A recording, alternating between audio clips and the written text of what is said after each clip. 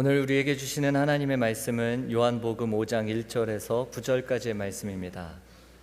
요한복음 5장 1절에서 9절까지의 말씀을 우리 한 절씩 교독하고 마지막 절 함께 읽겠습니다. 그 후에 유대인의 명절이 되어 예수께서 예루살렘에 올라가시니라.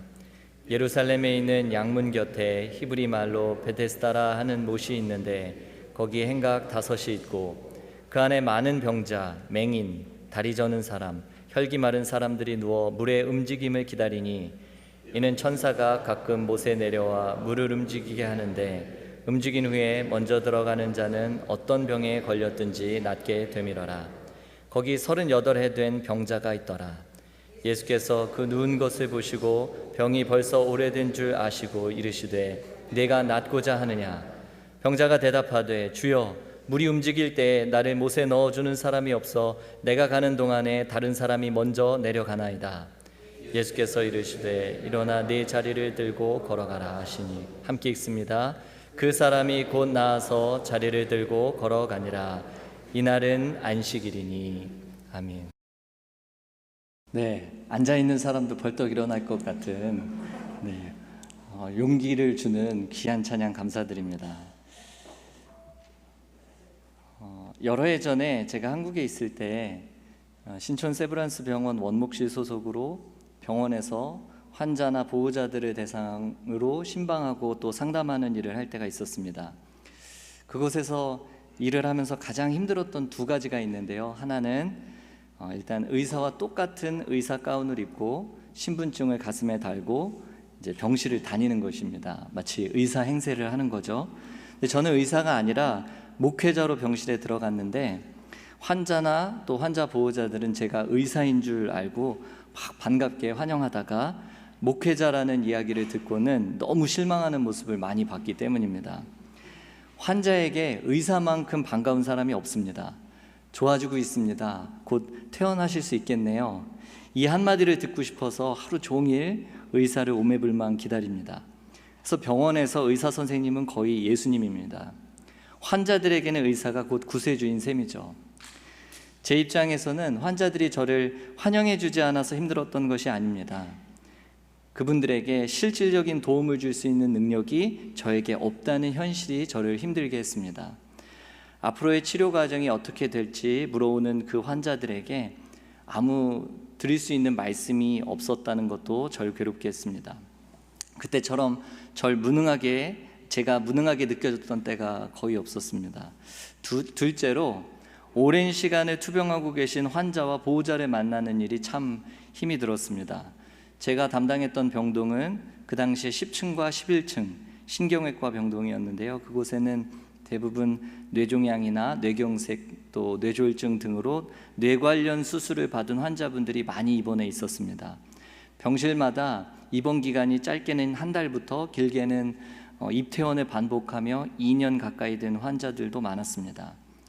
일단 병실에 들어서면 굳이 환자의 차트를 살펴보지 않아도 병상을 둘러싸고 있는 짐들과 또 보호자들의 모습을 통해서 이분의 입원 기간이 얼마나 오래됐는지 충분히 가늠할 수 있었는데요. 하루는 25세 여성 환우와 보호자를 만났습니다. 입원 기간은 약 1년이 넘었고 그 사이 뇌수술을 무려 8번이나 받았다고 했습니다. 8차례 계속된 수술로 그토록 예뻤던 딸이 이제는 삐쩍 말라서 제대로 된 의사 표현도 못하게 되었고 그런 딸의 모습을 지켜보는 그 어머니의 모습이 너무 안타까웠습니다. 혹시나 자신의 딸 아이에게 부정적인 영향을 줄까봐 애써 밝은 목소리로 저와 이야기를 이어가시는 그 어머니를 보면서 제가 드릴 수 있는 말이 한마디도 없었습니다. 소망이 하나 있다면 딸이 자기 의사 표현이라도 하면서 살 수 있으면 좋겠다라는 그 어머니의 말씀 속에서 지난 1년여의 그 한숨과 눈물이 고스란히 느껴졌습니다. 치료의 과정을 위해서 기도해드려도 되겠냐고 동의를 구한 뒤에 보호자의 손을 잡고 기도했습니다. 이 외롭고 힘겨운 시간에 우리 하나님께서 함께 해주셔서 힘주시고 위로해 주시기를 간절히 기도드렸습니다. 그리고는 병실을 나설 때면 다시 일어날 수 있을 거라는 신락 같은 희망으로 하루하루를 버텨가는 그 환자와 보호자를 그냥 그곳에 남겨두고 저 혼자만 도망쳐 나오는 것 같아서 마음이 참 괴로웠습니다. 그런데 오늘 우리가 읽었던 이 말씀 속에는 한두 해가 아니고 무려 38년이나 심각한 질병으로 고통받았던 한 병자가 등장합니다. 예수님께서는 복음을 효과적으로 전하기 위해서 유대인의 명절에 다시 예루살렘에 올라가셨습니다. 왜냐하면 그곳에는 말씀을 들을 수 있는 사람들이 많이 모여 있었기 때문입니다. 그리고 그 가운데 예수님은 가장 효과적으로 복음을 전할 수 있는 장소로서 양문이라는 곳 가까이에 있는 연못의 행각을 선택하십니다. 이 양문이라는 곳은 아마도 양이 많이 지나다니는 문이라서 그렇게 이름을 지었던 것으로 보이는데 예루살렘 성 북쪽에 있는 문이었고요. 이 문 가까이에는 양을 사고 파는 양시장이 자리 잡고 있었습니다. 이 연못가에 이 행각이라는 곳에 행각이 5개가 있었는데 그 행각에는 갖가지 병을 가지고 고생하는 수많은 환자들이 모여 있었습니다. 이 행각이란 구조물이 우리에게는 좀 생소한데요. 행각은 지붕과 기둥은 있고 벽이 없는 어떤 복도 형태를 의미합니다. 이곳에 각종 질병으로 고통받는 수많은 환자들이 빽빽하게 누워 있었던 것입니다. 비유하자면 이곳은 의료시설이 전혀 갖추어지지 못한 일종의 환자 수용시설이라고 이해하시면 되겠습니다. 한번 상상을 해볼까요? 유대인의 명절을 맞아서 온 예루살렘의 축제가 한창입니다. 그리고 그곳 양문 곁 행각에는 질병으로 신음하는 수많은 병자들이 누워 있습니다. 한마디로 이곳은 유대인의 명절이 되어서 축제가 한창인 이 화려한 예루살렘의 어두운 이면을 보여주고 있습니다. 아무런 근심도 걱정도 없어 보이는 이 축제의 도시 예루살렘의 뒷골목에는 오늘도 소망을 잃어버린 수많은 병자들과 또 천대받는 사람들로 가득합니다. 그런데 행각에 그토록 많은 환자들이 모여 있었던 이유는 그곳에 허준과 같은 명의가 있었기 때문도 아니고 나이팅게일과 같은 훌륭한 간호사가 있었기 때문도 아닙니다. 그들이 그곳에 그렇게 많이 모여 있었던 유일한 이유는 미신처럼 전해 내려오는 이 베데스다라는 연못에 대한 믿음 때문이었습니다. 오늘의 본문 3절과 4절을 함께 보겠습니다. 3절과 4절입니다. 그 안에 많은 병자, 맹인, 다리 저는 사람, 혈기 마른 사람들이 누워 물의 움직임을 기다리니 이는 천사가 가끔 못에 내려와 물을 움직이게 하는데 움직인 후에 먼저 들어가는 자는 어떤 병에 걸렸든지 낫게 되미로라. 방금 4절 말씀을 보시면 분명히 천사가 가끔 내려와서 물을 움직이게 하는데 움직인 후에 먼저 들어가는 자는 어떤 병에 걸렸든지 낫게 되었다라고 기록되어 있습니다. 그러나 사실 이것은 그곳에 모여 있었던 많은 사람들이 그렇다더라 하던 이야기를 그대로 옮겨 놓은 것이지 확인된 사실은 아니었습니다. 도대체 연못물이 어떻게 움직였다는 것인지, 그리고 그곳에 들어가서 실제로 병이 나은 사람이 있었는지 기록된 것도 없고 확인할 길도 없습니다. 그러나 사람들은 가끔 이 베데스다 연못에 천사가 내려와서 물을 휘젓는다고 생각했고 어쩌다 그 물에 몸을 담궜던 사람이 실제로 효과를 보기도 한 모양입니다.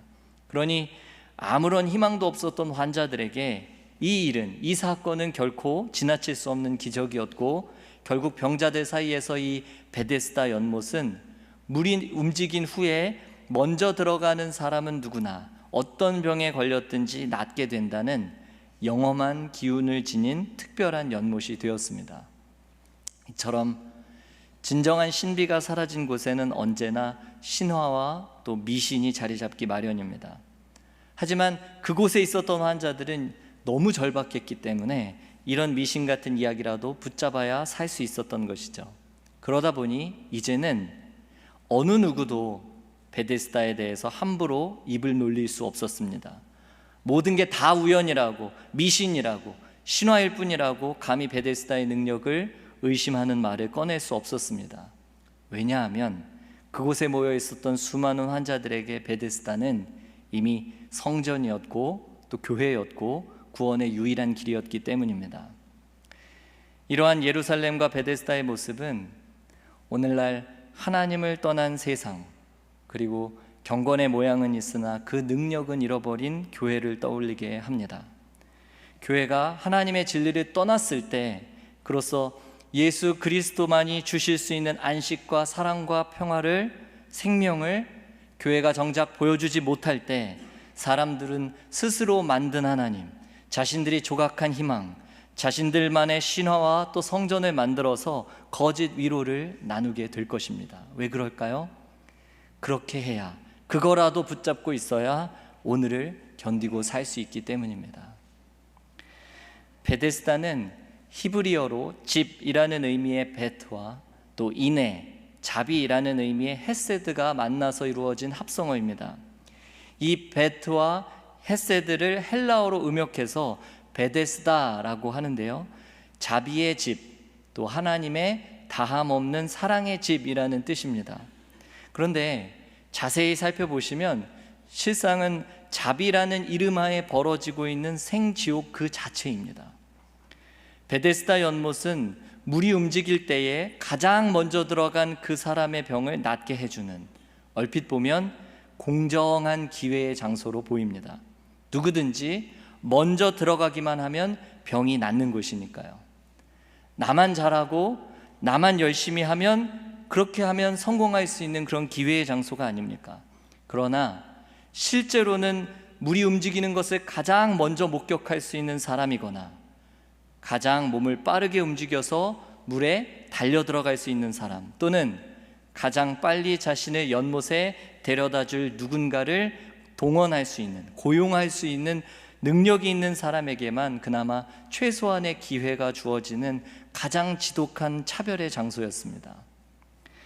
한번 생각해 보겠습니다. 애초에 물이 움직이는 걸 목격할 수 있는 시력이 없거나 빠르게 움직일 체력이 없거나 사람들을 동원할 경제력이 없는 사람에게는 베데스다에 가장 먼저 들어갈 기회가 아예 주어지지 않습니다.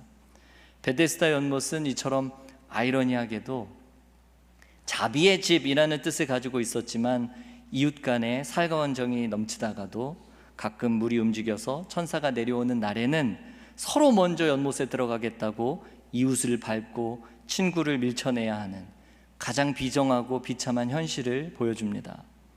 아픈 사람들이 모여서 이심전심의 마음으로 동병상련의 연민이 흐르던 그곳에 물이 움직인다는 소식만 들려오면 여지없이 동족상잔의 비극이 벌어지는 이 장소로 돌변하는 것입니다.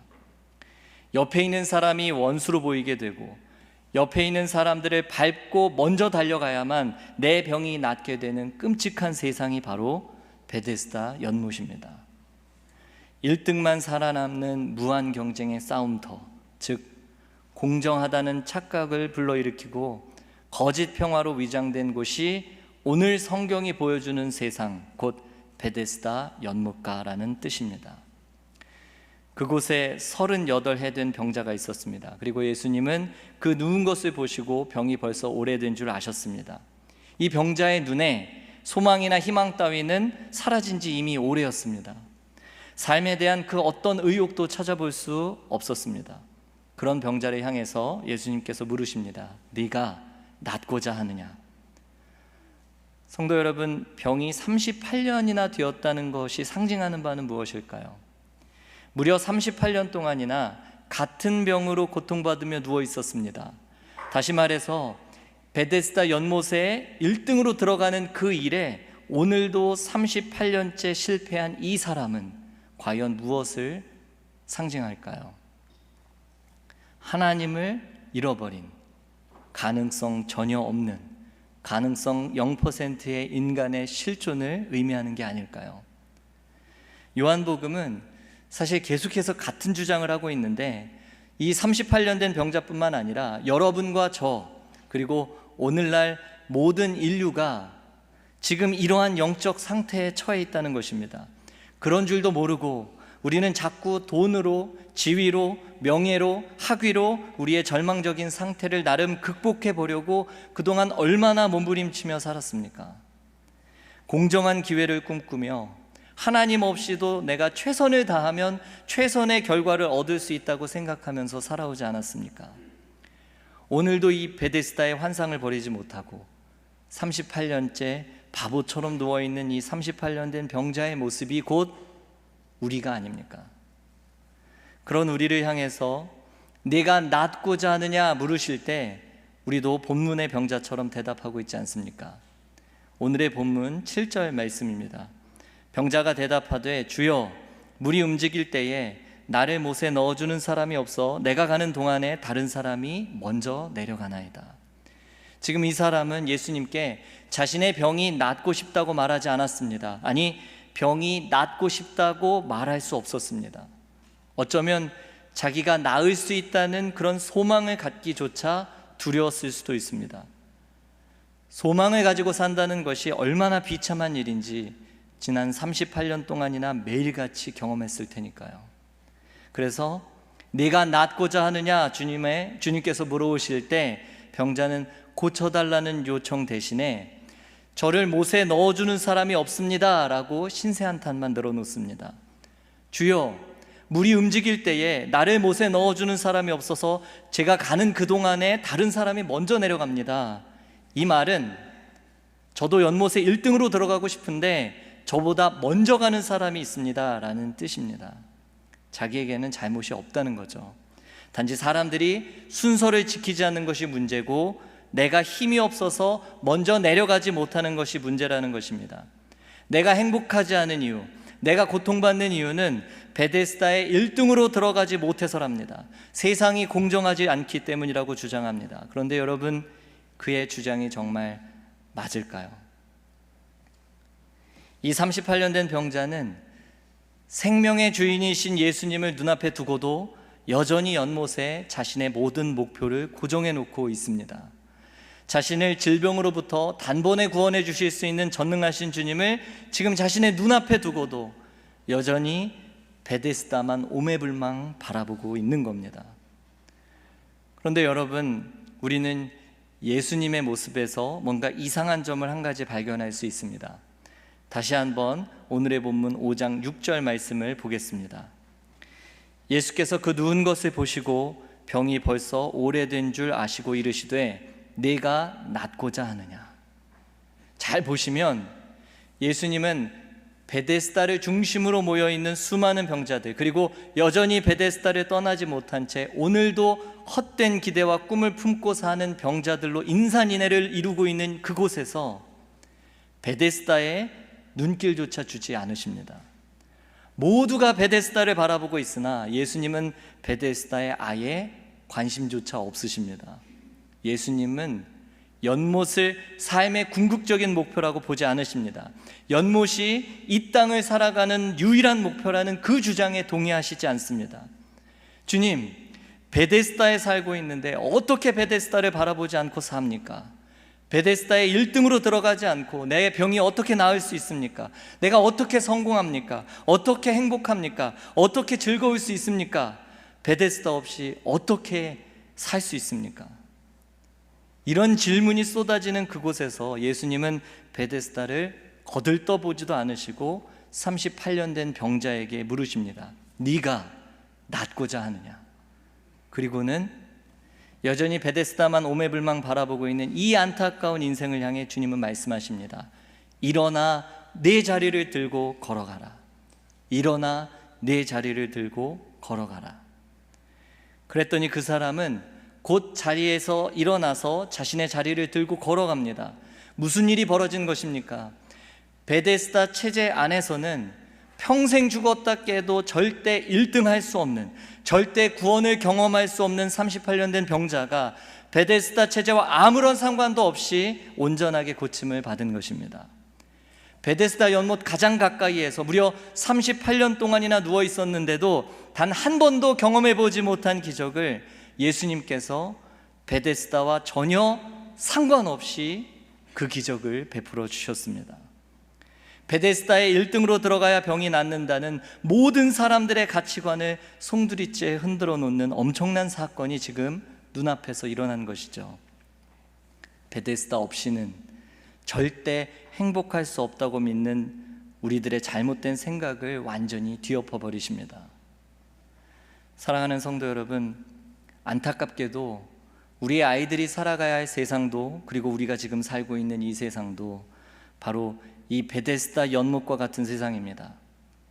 병이 좀 덜 심한 사람일수록 유리하고, 한쪽 다리 불편한 사람이 두 다리 모두 불편한 사람보다 더 많은 기회가 주어지는 세상, 1등 하기에 유리한 조건을 더 많이 가진 사람이 경쟁과 싸움에서 승리할 수 있는 곳, 그곳이 바로 베데스다 연못입니다. 서울대에 다니는 것이 서울에서 제법 먼 데에 다니는 것보다 연못에 먼저 들어갈 수 있다고 철석같이 믿는 세상, 그곳이 베데스다 연못입니다. 1등만 하면 누구에게나 공정한 기회가 주어진다고 이야기하지만, 오늘도 베데스다 연못을 38년째 배회하고 있는 인생들이 너무 많습니다. 이곳이 바로 우리가 사는 세상입니다. 이곳에서 우리와 우리의 자녀들은 이제나 저제나 언제쯤 내가 연못에 들어갈 수 있을까 싶어 38년째 베데스다 연못가를 떠나지 못하고 있습니다. 예수님을 믿는다는 우리의 모습은 과연 어떨까요? 교회는 과연 이 베데스다의 원리에서 자유로울 수 있을까요? 저는 어려서부터 흔히 이런 간증을 참 많이 들었습니다. 제가 하나님만 바라보고 하나님만 의지했더니 뜻밖의 하나님께서 우리 아이를 베데스다에 넣어주셨습니다. 제가 연못 바라보지 않고 하나님의 일에 죽도록 헌신했더니 하나님께서 우리 남편을 베데스다에 넣어주셨어요. 이처럼 하나님을 향한 나의 헌신과 나의 노력의 대가로 내 자녀가, 내 남편이, 내 아내가 경쟁에서 이겼다고 베데스다에 1등으로 들어가게 되었다는 그런 간증을 저는 많이 들었습니다. 물론 하나님을 모르는 세상보다는 더 나을 수 있습니다. 그러나 이분들 역시 세상 사람들과 똑같은 점이 하나 있습니다. 교회마저도, 예수님을 믿는 우리조차도 사실은 베데스다를 우리 삶의 궁극의 목표로 삼고 있다는 점입니다. 여러분, 지금 대한민국 체제는 베데스다 체제입니다. 미국도 마찬가지입니다. 이 베데스다의 체제는 아무리 훌륭한 대통령이 나오고 아무리 위대한 리더가 등장한다고 해도 결코 바꿀 수 없는 최초에 설정된 하나의 틀입니다. 그래서 교회를 다니는 사람이든 교회를 다니지 않는 사람이든 모든 이들이 연못 하나 바라보고 있습니다.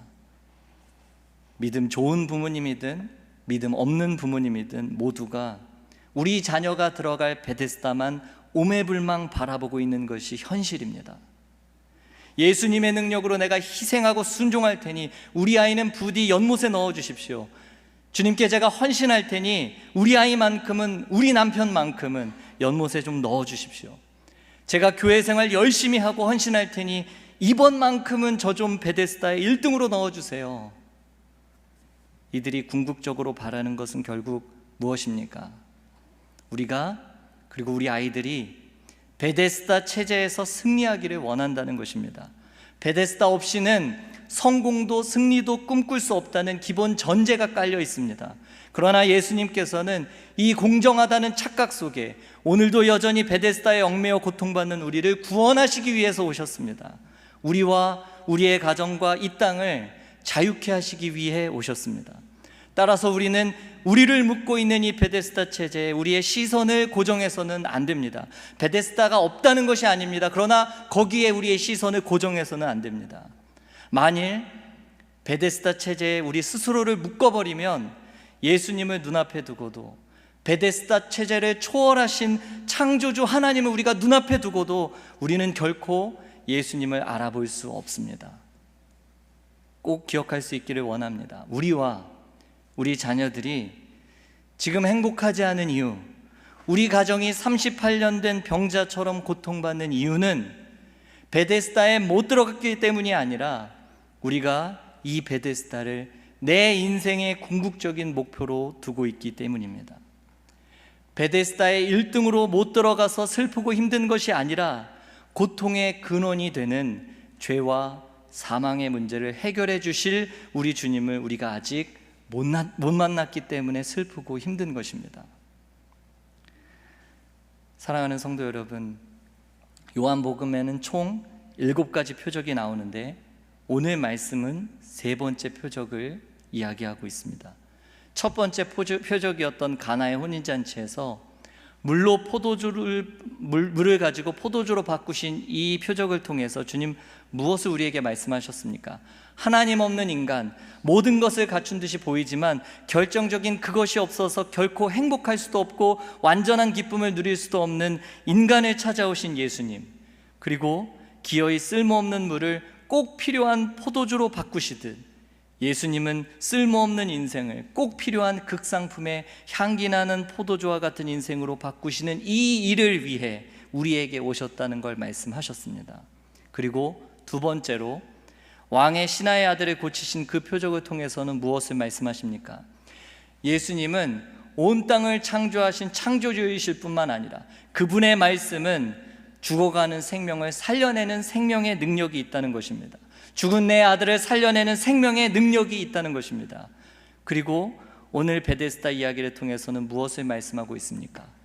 그러니 너희가 이 땅에 살면서 이 땅이 전부인 줄 알고 사는 그런 인생으로 여기며 살지 말고 하늘이 있고 영원히 있음을 잊지 말라고 말씀하십니다.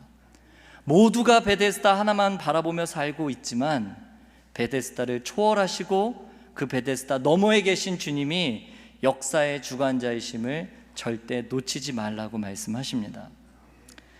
내가 평생 한 푼도 안 쓰고 모아도 모을 수 없는 큰 돈을 부모님께 물려받은 재산으로 한순간에 벌어들이는 그런 사람들을 보며 베데스다의 1등으로 못 들어가서 내 삶이 불행하다고, 만약에 나도 저 사람처럼 베데스다의 1등으로 들어가기만 했으면 내 삶이 분명 달랐을 거라고 원망하고 주저하는 인생들을 향해 결코 그렇지 않다고, 베데스다 같은 희망 없는 세상을 내 삶의 궁극의 목표로 삼고 있기 때문에 그것이 오히려 우리의 불행의 이유라고 말씀하고 계십니다.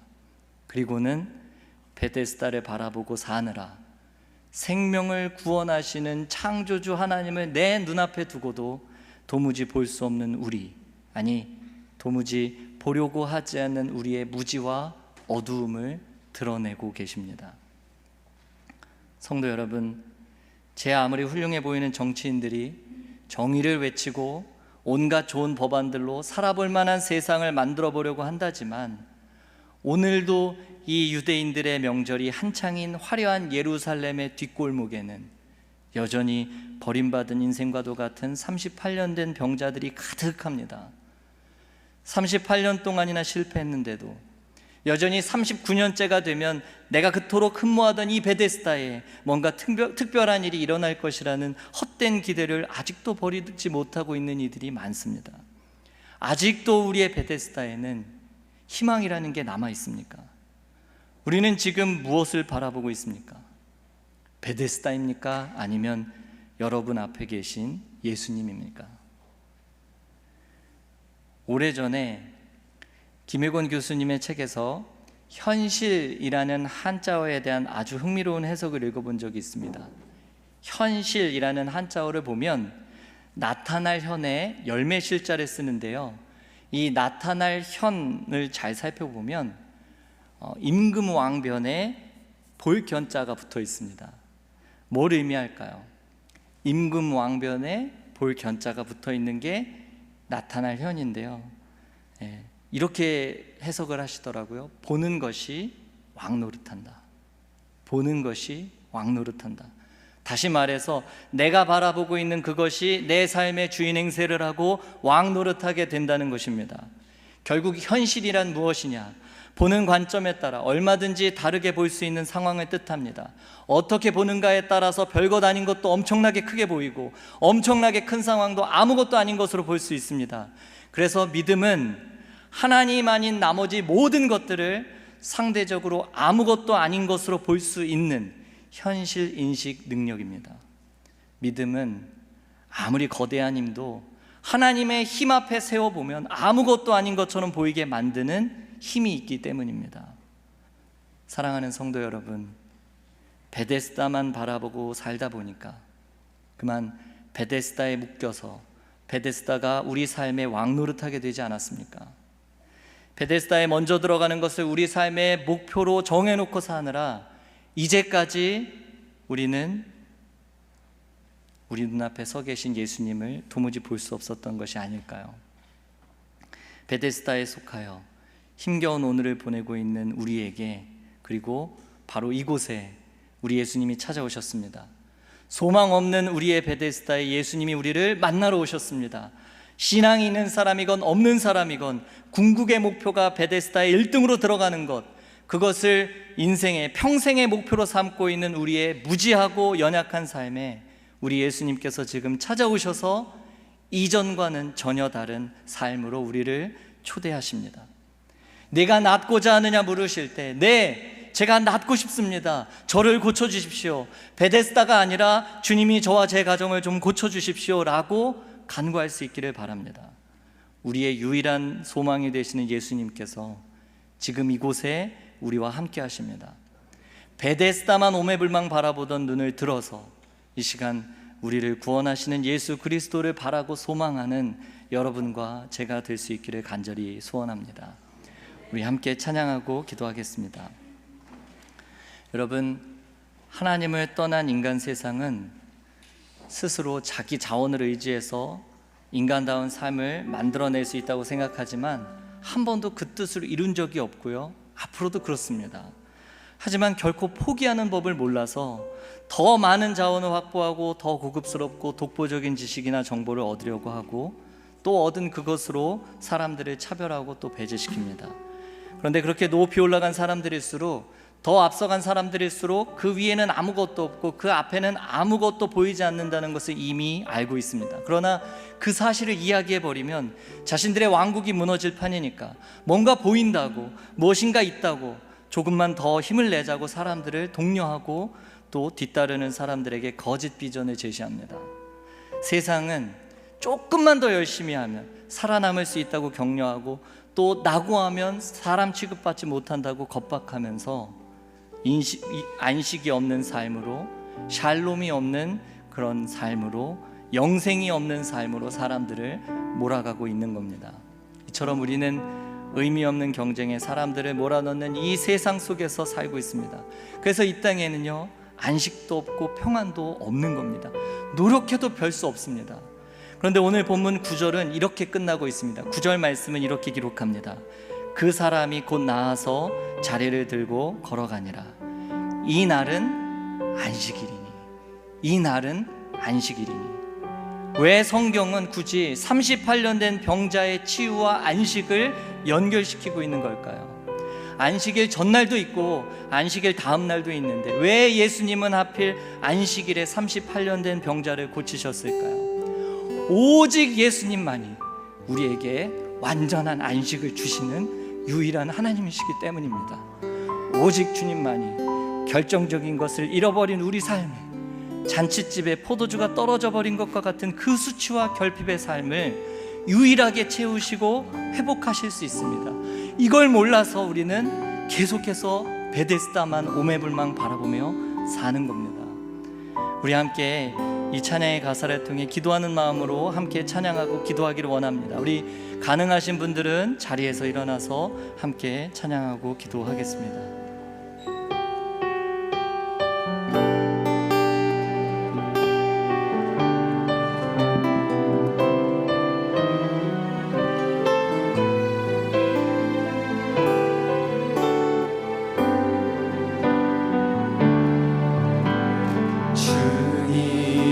제 마음이 너무 둔해서 주님을 볼 수 없습니다.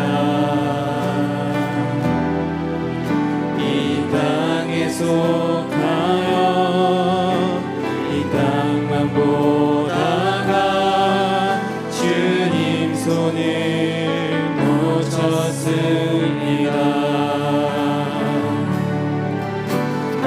나그네로 왔는데 왜 주저앉게 되었나. 나는 정직인데 언제부터 내 삶의 주인이 되어버렸나.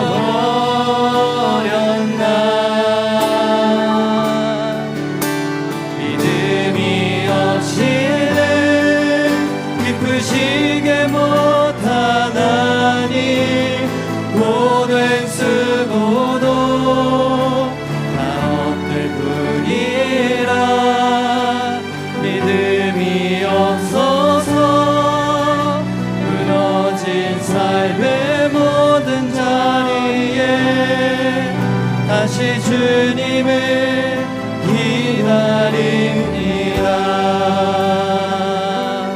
다시 한번 고백하겠습니다. 주님 제 마음이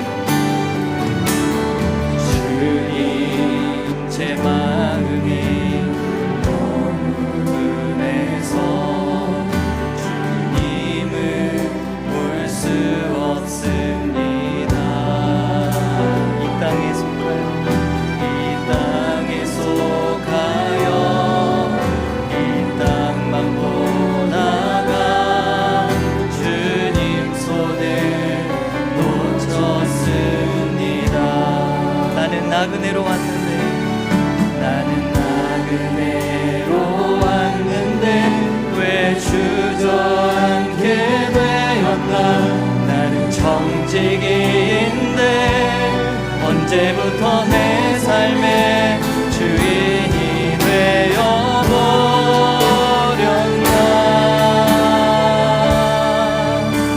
믿음이 없이는 기쁘시게 못한 하나님, 고된 수고도 다 헛될 뿐이라.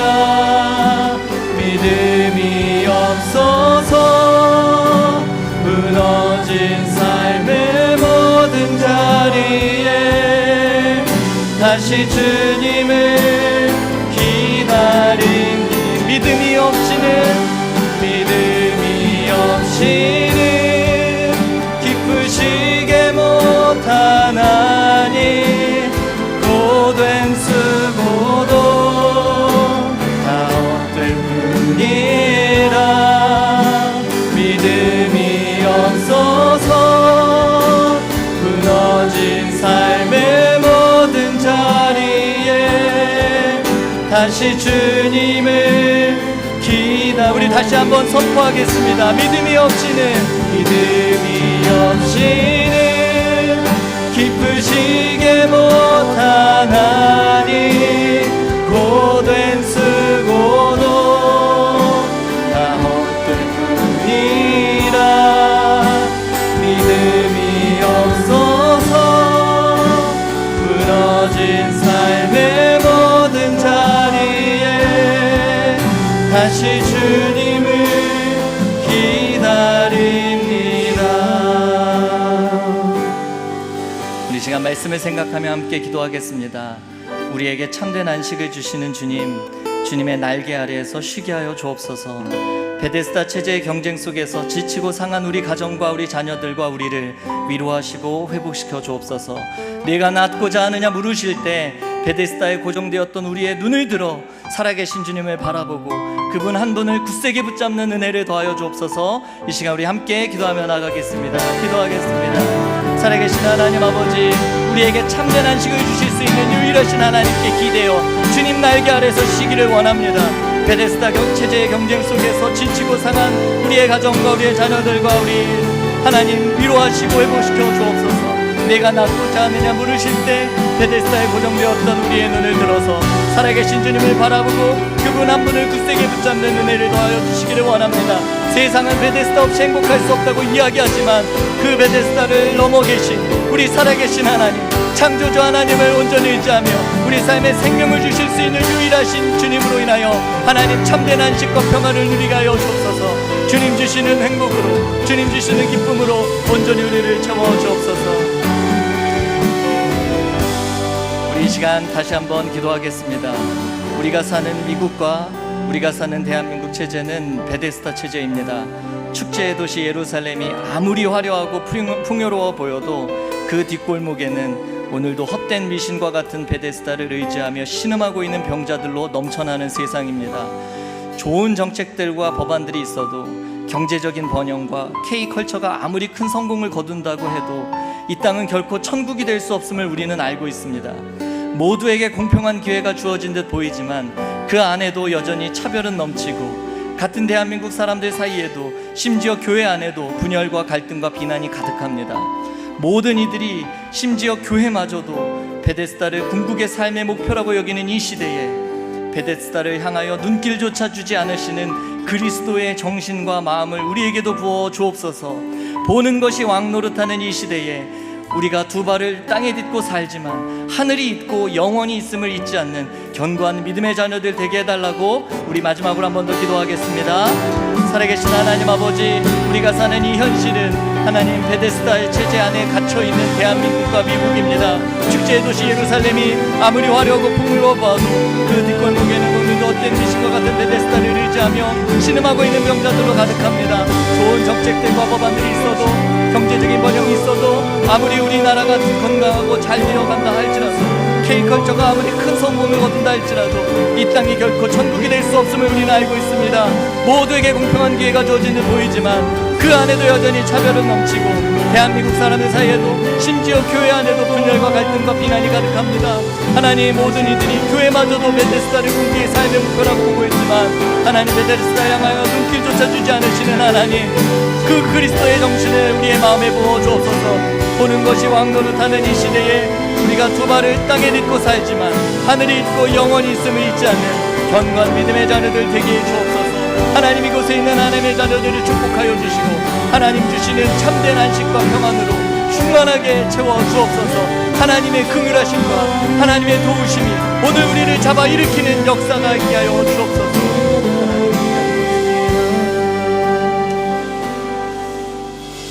하나님 아버지, 안식도 없고 평안도 없는 세상에서 살고 있는 우리를 찾아오셔서 우리 삶의 궁극적인 문제를 해결하시는 하나님께 감사를 드립니다. 그러나 우리의 마음이 너무 둔해서 살아계신 하나님을 볼 수 없습니다. 베데스다에 속해서 베데스다만 삶의 전부인 줄 알고 주님의 손을 놓쳐버렸습니다. 신앙이 있는 사람이건 없는 사람이건 이 세상 사람들 모두가 베데스다만 오매불망 바라보며 사는 오늘, 마땅히 바라보아야 할 것을 바라보고 마땅히 품어야 할 소망을 품을 수 있도록 우리에게 은혜를 부어 주옵소서. 내 눈에 보이는 것이 내게 왕노릇하는 이 시대를 살고 있지만 하늘이 있고 영원히 있음을 날마다 기억하게 하시고 우리에게 참된 안식을 주시는 주님의 날개 아래에서 쉬기를 원합니다. 베데스다에 갇혀있는 우리의 눈을 들어 베데스다 체제를 초월하여 일하시는 하나님만을 바라고 기대하는 믿음 더하여 주옵소서. 이 모든 말씀 우리를 고치시고 구원하시는 예수 그리스도의 이름으로 기도드립니다. 아멘.